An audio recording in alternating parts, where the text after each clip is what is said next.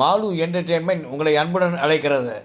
அதிக வசூலை குவித்து ரசிகர்களின் பேராதரவை பெற்ற குடியிருந்த கோயில் என்கின்ற திரைப்படம் எத்தனை முறை நாம் பார்த்தாலும் அந்த படத்தை மீண்டும் மீண்டும் பார்க்க தோண்டும் ஒரு ஆவலை ஏற்படும். நம்ம கூட்டத்தை சேர்ந்த யாராவது போலீஸில் அகப்பட்டா என்ன செய்யணும்?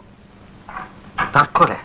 தாயின் படத்தை உதாசீனப்படுத்தும் நம்பியாருக்கு கிடைக்கும் இந்த அடியை பாருங்கள்.